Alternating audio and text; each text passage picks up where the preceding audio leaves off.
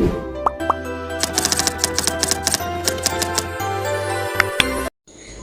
day, everyone. Today I will discuss about why Jose Rizal was chosen as National Hero of the Philippines. It will explain the role of American Rizal work for the country and how he continues to inspire Filipino today. Many scholars have questioned why Jose Rizal became the national hero of the Philippines. Some believe Andres Bonifacio should have been given this title. He fought for freedom through a revolution. However, history tells us that Rizal's heroism was first recognized during the Americans' occupation. Despite debates, he remained our greatest hero for his intelligence, sacrifice, and peaceful fight for freedom. Dahil marami ang nagtatanong kung bakit nga ba si Jose Rizal ang pinili maging pambansang bayani at hindi si Andres Bonifacio. Dahil si Andres Bonifacio ay lumaban sa pamamagitan ng revolusyon, dahas, habang si Rizal ay ginamit ang edukasyon, pagsulat at katalinuhan upang ipaglaban ang karapatan ng mga Pilipino. Pinili si Rizal dahil hindi sa pagiging matalino. Pinili si Rizal dahil mas pinapahalagan niya ang mapayapang paraan ng pagbabago. Ipinakita niya na hindi kailangan ng dahas para makamit ang kalayaan, kundi isip, puso at mabuting halimbawa. The role of Americans.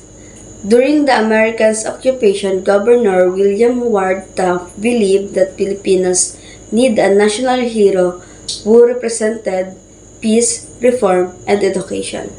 Taft said, "And now, gentlemen, you must have a national hero." After the discussion, they chose Rizal for his peaceful and intellectual approach to change. Matapos sakupin ng mga Amerikano ang Pilipinas, gusto nilang magkaroon ng bayani na simbolo ng kapayapaan at edukasyon. Si William Ward Taft ang nagmungkahi kay Dr. Jose Rizal dahil hindi siya marahas tulad ni Andres Bonifacio. Para sa kanila, si Rizal ay mabuting halimbawa ng mapayapang Pilipino. Ginamit nila ito para mas mapadali nilang mapunan ang bansa. Pero kahit pinili siya ng mga Amerikano, tunay pa ring bayani si Dr. Jose Rizal dahil sa kanyang pagmamahal at sakripisyo para sa kalayaan ng Pilipinas. The Philippine Commission. The commission consisted of Americans, Taft, Worcester, Wright, ID, Moises, and Filipinos, Pardo de Tavera, Ligarda Luzarriaga. On June 11, 1901, Article number 137 created the province of Rizal, the first official honor given to him. Noong 1901, nilikha ng Philippines Commission ang Article number 137 na nagtatag ng Rizal Province. Bilang parangal kay Dr. Jose Rizal, pinakita nito kung gaano kalaki ang respeto sa kanya hindi lamang bilang manunulat, kundi bilang simbolo ng karunungan at kabayanihan. Ang probinsyang ito ay nagpapaalala na ang katalinuhan at kabutihan ni Rizal ay may malaking ambag sa pagkabuo ng ating bansa. Rizal versus Bonifacio. Bonifacio fought with courage through revolution, while Rizal promoted education and peace as path to reform. Bonifacio symbolized bravery and action, while Rizal stand for intellect, peace, and moral courage. Si Andres Bonifacio ay lumaban sa mga Kastila gamit ang revolusyon at armas. Para sa kanya, kalayaan ay makakamit sa labanan. Samantalang si Jose Rizal ay nakipaglaban sa pamamagitan ng edukasyon, panulat at kapayapaan. Para sa kanya, mas epektibong paraan ang kaalaman at pagbabago ng isipan kaysa sa karahasan. Si Bonifacio ay simbolo ng tapang at aksyon habang si Jose Rizal naman ay simbolo ng talino, kabutihan at moral na lakas ng loob. At si Andres Bonifacio ay bayani ng revolusyon, lumaban siya sa pamamagitan ng lakas at tapang. Si Jose Rizal naman ay bayani ng kaisipan, lumaban siya sa pamamagitan ng panulat at edukasyon. Magkaiba man ang kanilang paraan, iisa lamang ang kanilang layunin, ang makamit ang kalayaan ng Pilipinas mula sa mga mananakop. Rizal's contribution. Rizal joined the propaganda movement in 1882 and 1895 and wrote Noli Me Tangere in 1887 and El Filibusterismo in 1891. These novels exposed Spanish abuse and inspired Filipinos to fight for freedom. His influence led to the Rizal Law, RA 1425, requiring school to study his work. Isa si Rizal sa mga leader ng propaganda movement. Sumulat siya ng mga nobelang Noli Me Tangere at El Filibusterismo na nagmulat sa mga Pilipino sa katotohanan ng mga abuso ng mga Kastila. Dahil dito nagising ang damdaming makabayan ng mga Pilipino at nagsimula ang pagkakaisa sa laban para sa kalayaan. At malaki ang papel ni Rizal sa propaganda, hindi lang dahil siya ang sumulat ng Noli Me Tangere at El Filibusterismo na nagbunyag sa pang-aapi, katiwalian at pagmamalabis ng mga Kastila. Hindi lang ito kwento, totoong sitwasyon ng Pilipinas ang laman ng mga nobelang ito. Dahil dito, nagising ang puso ng Pilipino. Nalaman nila na hindi sila nag-iisa sa dinaranas nila at may karapatan silang ipaglaban ang kanilang kalayaan. Rizal's advocacy and philosophy. Rizal believed education was the key to progress. He promoted equality, human rights, and reform through peaceful means. His writing and example influenced the Katipunan ideals. Para kay Jose Rizal, ang tunay na lakas ng isang bansa ay nasa edukasyon at mabuting pag-uugali. Naniniwala siyang kapag matalino at may malasakit ang mamamayan, kusang uunlad ang bansa. Hindi niya sinuportahan ang karahasan dahil para sa kanya, ang marahas na laban ay panandalian lamang. Mas gusto niyang ang Pilipinas ay maging malaya sa pamamagitan ng pag-aangat sa pag-iisip at pagkakaroon ng pagkakaisa. Rizal Martyrdom. Rizal was imprisoned in Port Santiago and executed on December 30, 1896 in Bagumbayan. Accused of rebellion, he faced death calmly after writing May Ultimo Adios, expressing his love for the Philippines.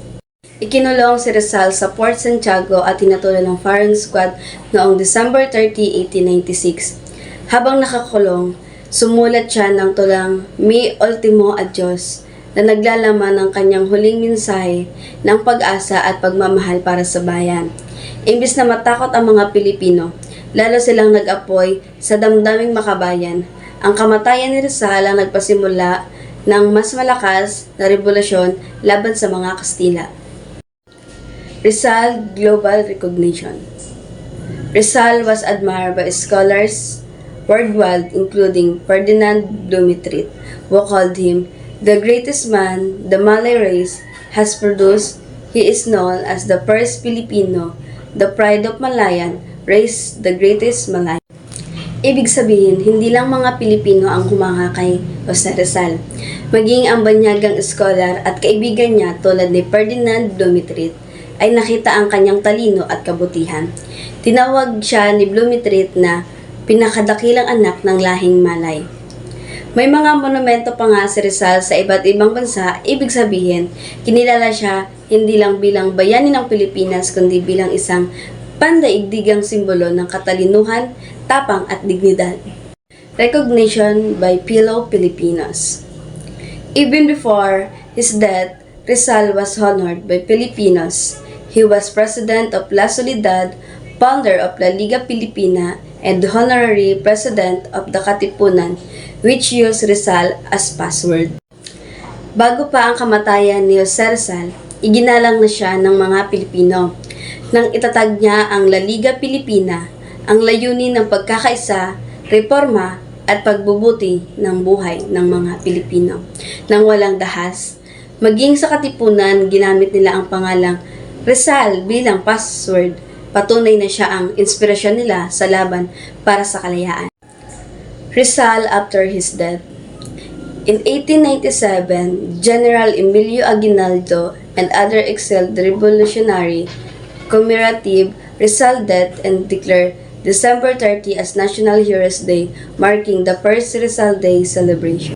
Pagtapos ng kamatayan ni Jose Rizal, lalong kinilala ang kabayanihan ni Rizal noong 1898. Idineklara ni Emilio Aguinaldo ang Disyembre 30 bilang araw ni Rizal.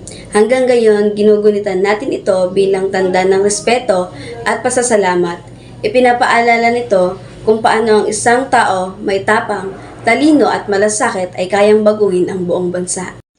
Ayon sa historiador ni Esteban de Ocampo, si Rizal ay tunay na karapat-dapat maging pambansang bayani dahil ginamit niya ang kanyang talino, tapang, kabutihang loob.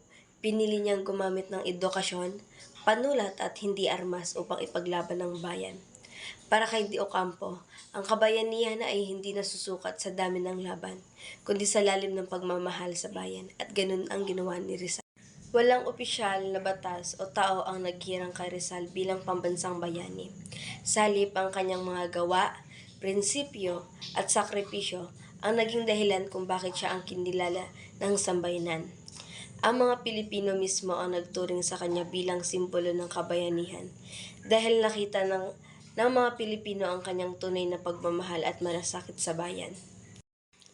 Hanggang ngayon buhay pa rin ang mga aral ni Dr. Jose Rizal. Dahil sa Rizal Law Republic Act No. 1425, lahat ng estudyante ay kailangan mag-aral ng kanyang buhay at mga akda upang matutunan ng pagmamahal sa bayan. Maraming paaralan, kalsada at gusali ang ipinangalan sa kanya bilang parangal. Ang mga turo ni Rizal ay nagpapaalala sa ating lahat na ang kabataan ang pag-asa ng bayan at dapat nating ipagpatuloy ang kanyang mabuting halimbawa sa bayan.